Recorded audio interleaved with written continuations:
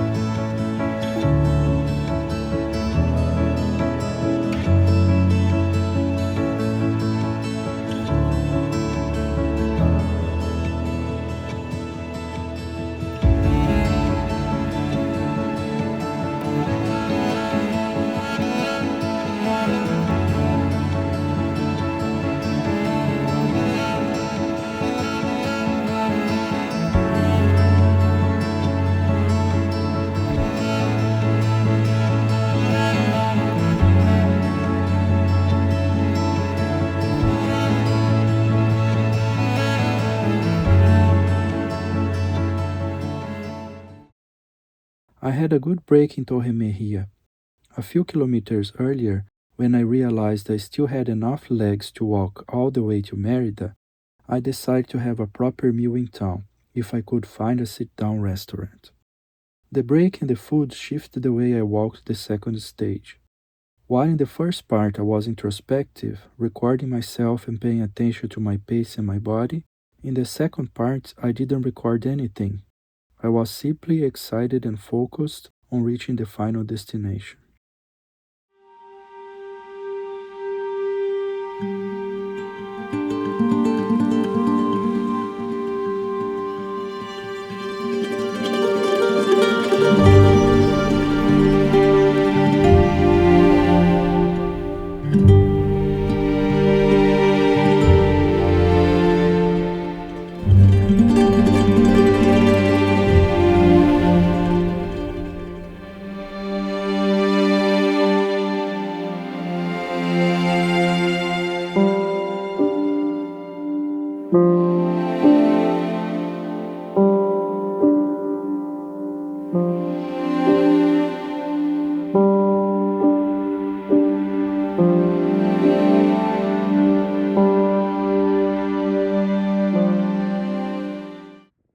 Merida was the place where I wanted to have my first rest day when I originally planned the Camino.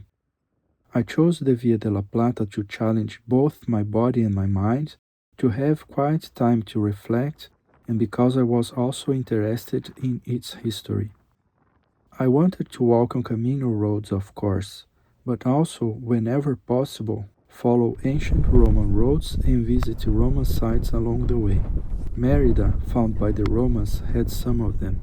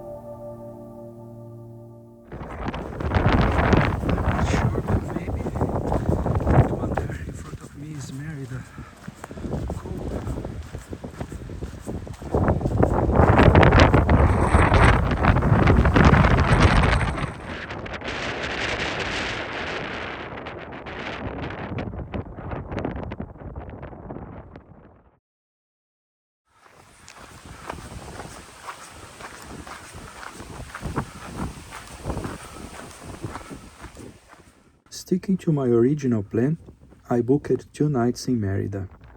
Although I was quite excited about being able to walk 2 of the recommended daily stages from my guidebook in a single day, and catch up with my original schedule after an extra rest day a few days earlier, I wasn't sure how my left leg would deal with the extra load of a longer walking day. Besides, it would be good not to rush while visiting the Roman sites, making sure to have enough breaks to save my legs while exploring.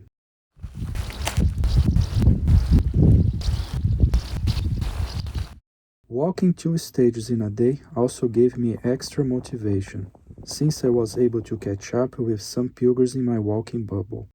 Sabine texted me the night before.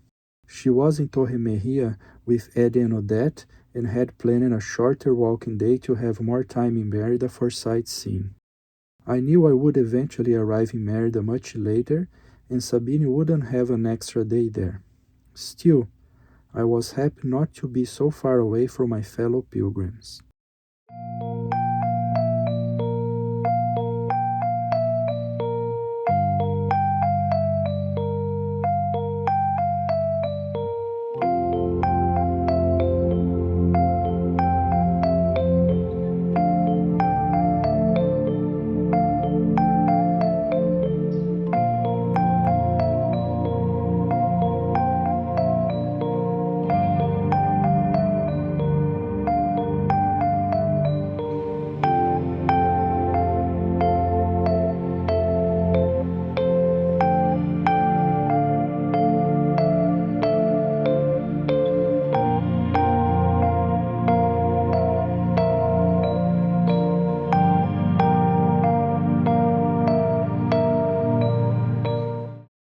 I walked from Villafranca de los Barros to Merida without running into any other pilgrims. Although I enjoyed having plenty of quiet time, getting news from Sabine and the other fellow pilgrims was encouraging, a pleasant reminder that the Camino was also a shared experience. Even when we walk alone, you are not isolated. And it's precisely because people keep walking those roads that makes them special. The story began nearly 2,000 years ago. According to tradition, the Apostle James came to Roman Spain to spread the gospel in the years following Jesus' death. By that time, the Romans had been in the peninsula for more than 200 years. Spain was an established part of the Roman world, with all the infrastructure, cities, roads, aqueducts, forums, built over recent decades of peace. The Roman Empire was vast and powerful, while the message about Jesus was just beginning to spread. Although the gospel spread slowly at the beginning, the message grew big enough to be opposed by religious authorities in Jerusalem a few years later. The tradition continues that James returned there during this time and became the first apostle to be martyred, killed by the sword. His disciples took his body back to Spain and buried it in what's now Galicia.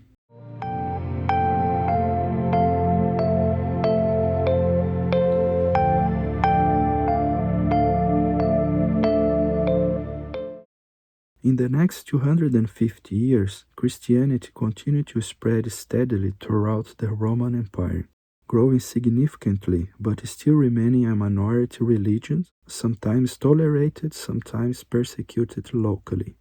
The main conflicts were disputes about whether Jesus was the Messiah and Christians refusing to worship Roman gods or the emperor.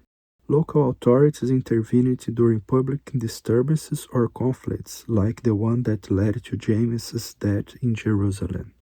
As Christians persisted in their refusal, local persecutions became more frequent and eventually escalated to systematic empire-wide persecutions under various emperors. By this time, Christianity had millions of followers spread throughout the empire. It was much more organized, having established church structures, property, and wealth. This refusal, come from millions of visible, influential believers, was seen as a potential threat to the empire's religious and social cohesion. But that didn't work. Martyrs inspired more conversions. Christian communities supported each other and stayed organized. And the empire had many other challenging issues. Over the next 130 years, the empire faced military chaos, emperors' assassinations, barbarian invasions, plague, economic collapse, and political fragmentation.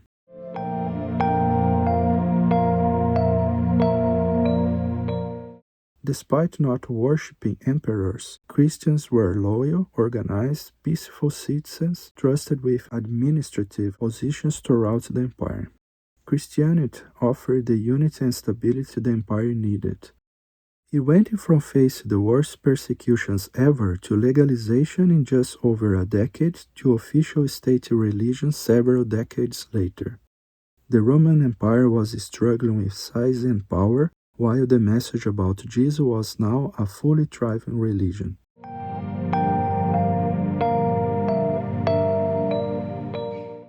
The Roman Empire eventually split permanently 15 years after Christianity became the official state religion. Spain, now part of the Western Roman Empire, had been relatively prosperous, peaceful, and stable for over 3 centuries.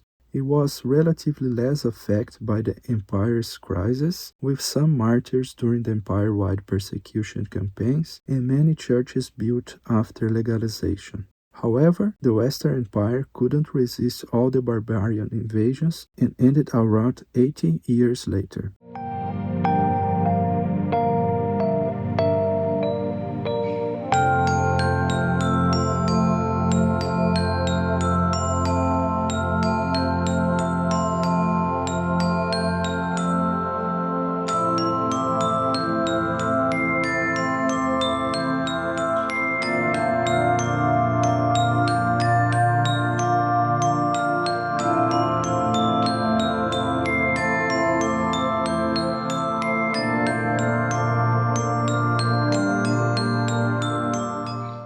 Spain was invaded by barbarian groups several decades before the end of the Western Empire as Roman control weakened. At this point, Hispanic Romans were already Christians, as were some of the barbarian groups invaded the peninsula and the Visigoths, the Roman allies brought in to fight other groups. When the Western Empire ended, Spain had been under Visigothic control for several decades. The Visigothic control of Spain lasts almost 300 years since their arrival. At first, around 175 years were marked by conflict, since the Visigothic ruling minority were Arian Christians, while the majority of the population were Catholic Christians. Catholics believed Jesus was fully divine, equal to God, while Arians believed Jesus was not. The next 100 years were marked by religious unity and better social cohesion, starting when a Visigothic king converted to Catholicism. However, there were still internal conflicts. Visigothic kingship was elective, not hereditary, which led to constant power struggles between noble families to choose the king. It took just a few years for the Muslims to control most of the peninsula when they invaded, since the kingdom was divided and weakened by internal fighting. Only small Christian kingdoms survived in the north. Over the next 300 years, they slowly began to expand. They were in the same region where, according to tradition, James had been buried, but after more than 770 years, his tomb had been forgotten.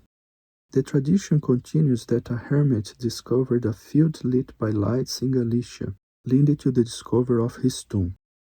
When informed, the Catholic king made his journey to the site, and a chapel was built. The pilgrimage began, and the site developed into what's now Santiago de Compostela.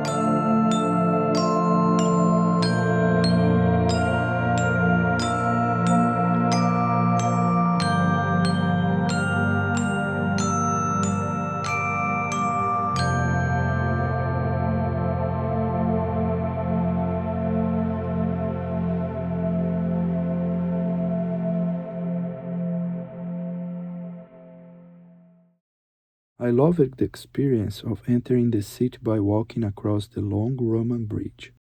I was also tired, but not exhausted, and happy for walking 2 stages in a day. Then in 200 feet, take a right on Plaza de España.